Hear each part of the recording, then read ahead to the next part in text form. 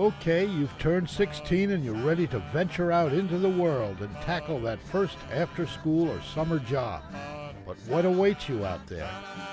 That apparently depends upon who you ask. There are no job opportunities here for young men and women.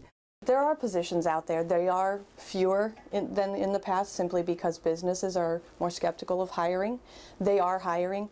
Even in good times, it's tough for a kid to break into the job market. No track record, no experience, no resume. But these are not good times.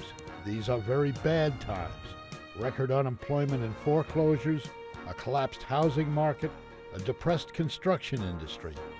Experienced professionals are collecting unemployment insurance, queuing up at food pantries to feed their families, and accepting any job they're lucky enough to find.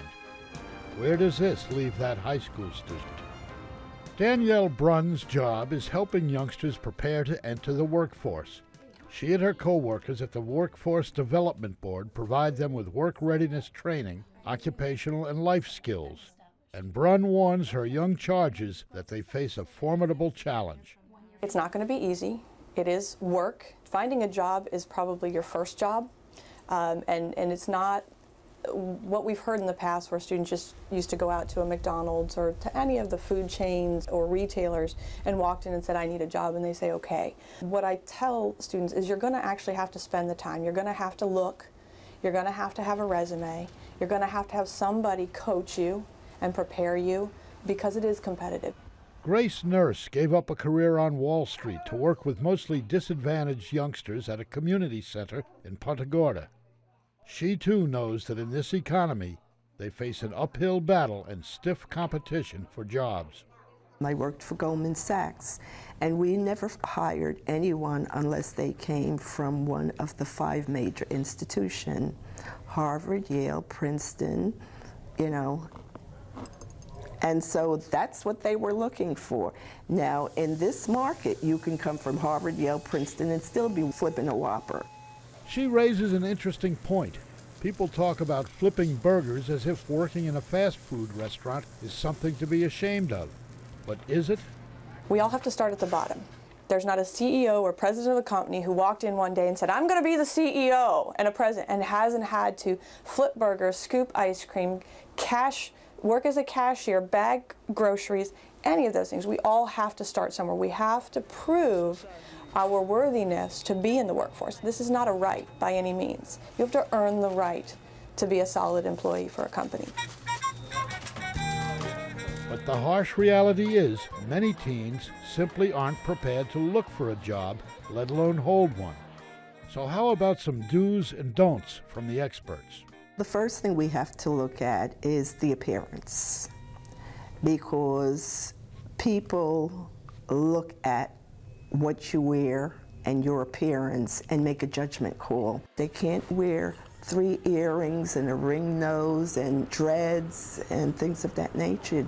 Every day they come in here, my phrase is, pull up your pants. It's a competitive market, and youth can be competitive if they know the rules of engagement.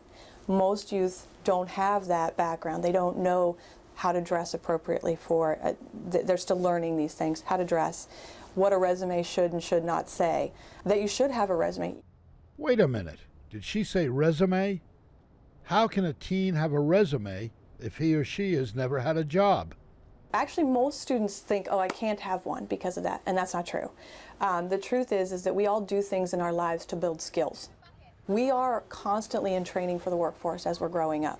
Most students just don't know how to convert what they've had to do because they were a student into what is a value add to an employer.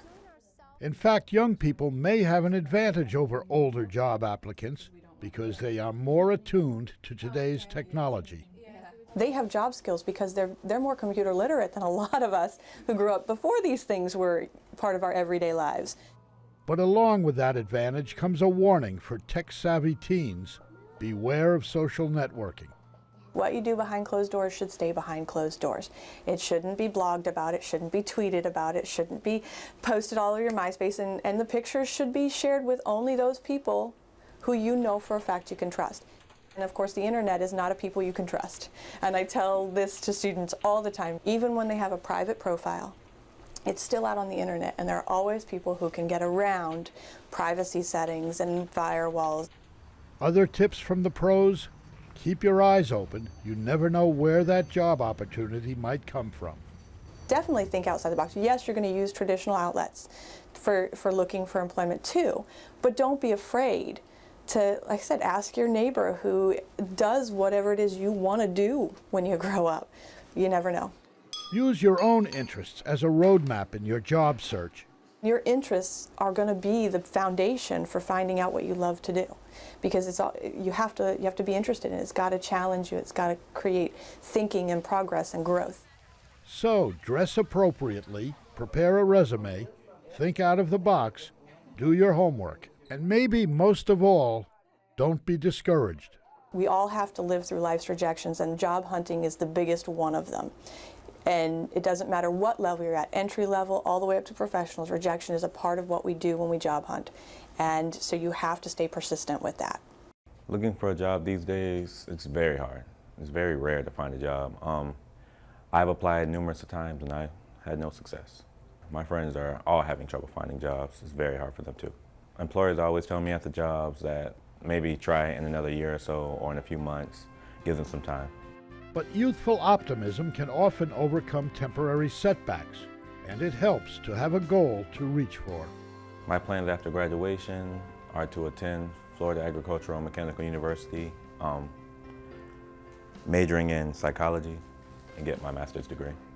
Not really discouraged. I really think it's going to get better. I have high hopes.